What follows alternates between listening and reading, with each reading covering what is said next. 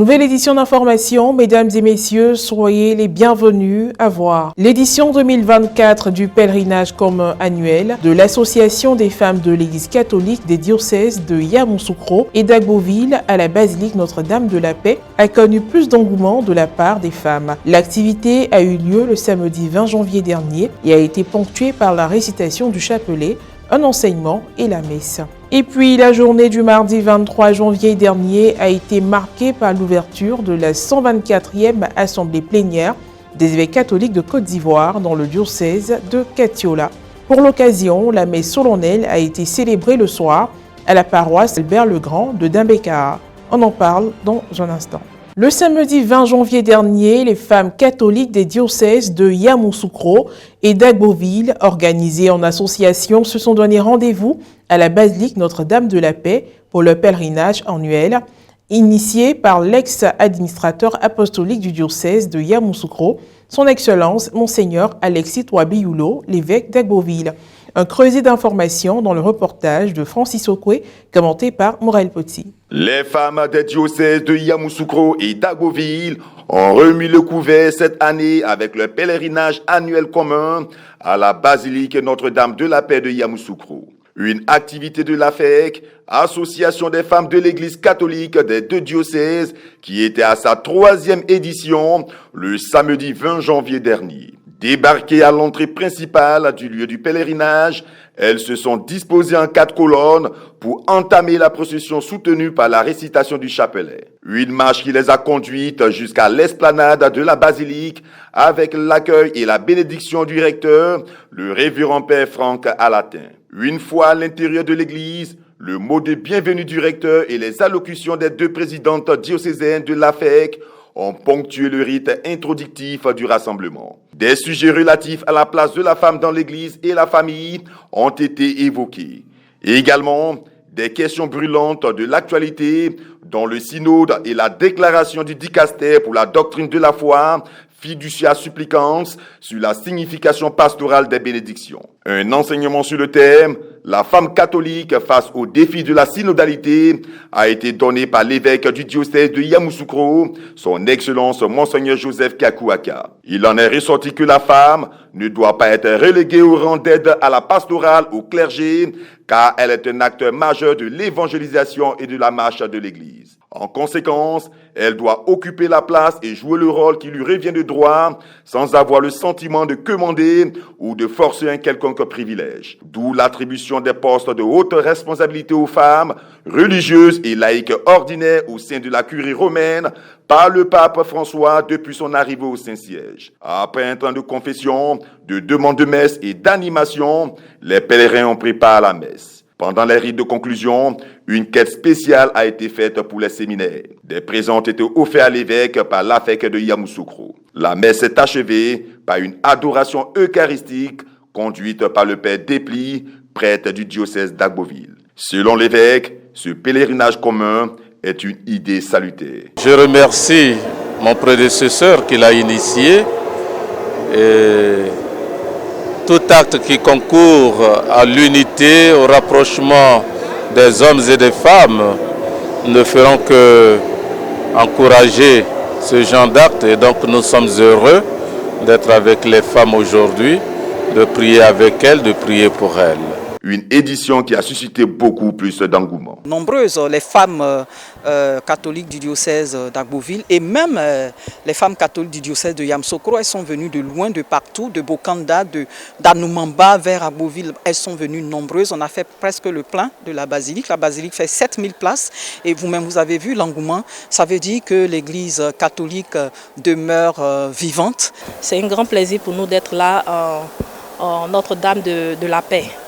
Donc, plaisir partagé avec mes femmes. Plus de 500 femmes venues du diocèse d'Agboville.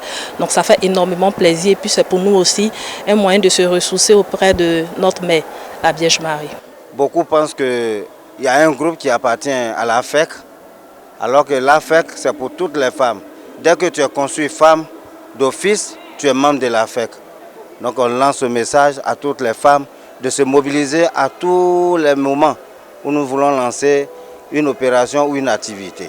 Direction le diocèse de Katiola, dont la soirée du mardi 23 janvier dernier, son Excellence Monseigneur Marcelin Yao Kwadio, président de la Conférence des évêques catholiques de Côte d'Ivoire et évêque de Daloa, a officié la messe solennelle d'ouverture de leur 124e assemblée plénière. C'était à la paroisse Saint-Albert-le-Grand de Dimbékar. Reportage Serge Lébé, Alex Bakobasso, commentaire Maria Bissier. La messe d'ouverture de la 124e assemblée plénière des évêques catholiques de Côte d'Ivoire a été célébrée dans la soirée du mardi 23 janvier dernier à la paroisse Saint-Albert-le-Grand de Dimbékar, dans le diocèse de Katiola. Autorités, cadres de la région du Hambol et de nombreux fidèles ont pris part à cette célébration eucharistique qui a solennellement ouvert les assises de la première session ordinaire de l'année pastorale 2023-2024. En début de célébration, le mot de bienvenue a été adressé aux prélats et aux invités par le premier vice-président du conseil pastoral paroissial, M. Ile Ouattara. Dans son homélie, le célébrant principal, son Excellence Monseigneur Marcelin Yao Kwadio, président de la CECCI et évêque du diocèse de Daloa, a rappelé la position des évêques ivoiriens et celle du Symposium des conférences épiscopales d'Afrique et de Madagascar relative à la déclaration du dicaster pour la doctrine de la foi, Fiducia Supplicans. Je tiens à vous rassurer, chers frères et sœurs, que l'Esprit Saint et l'Église en Afrique, par le biais des conférences épiscopales nationales, régionales et continentales, disent non à la bénédiction des soi-disant couples de même sexe. Tous les ministres ordonnés sont donc invités au strict respect de cette décision collégiale pour le bien de l'Église Famille de Dieu en Afrique. S'appuyant sur les textes liturgiques, il a aussi mis l'accent sur la question de l'accession au pouvoir et la bonne gouvernance pour aboutir à une paix véritable. La royauté du Christ nous éclaire sur le mode d'accession au trône, au pouvoir, à savoir, d'abord, par désignation ou par cooptation après concertation. Ainsi, le roi ou le chef désigné est de sang ou de lignée royale. En terre d'Afrique, les rois nommés par décret sont illégitimes.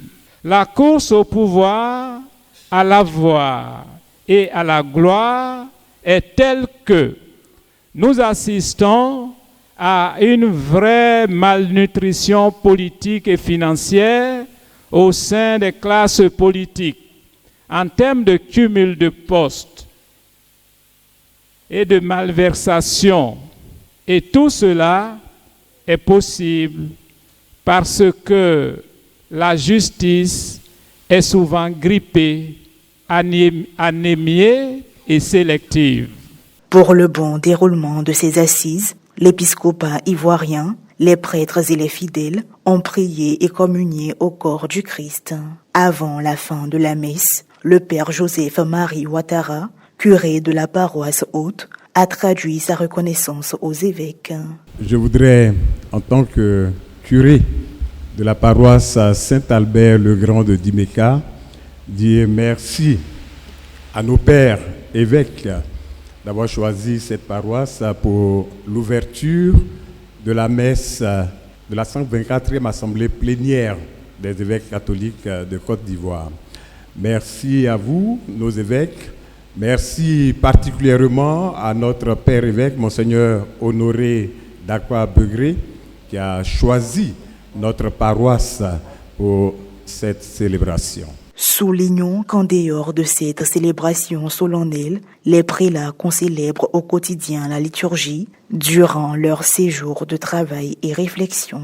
C'est la fin de cette édition d'information. Merci de l'avoir suivi. Que Dieu veille sur nous. À très bientôt.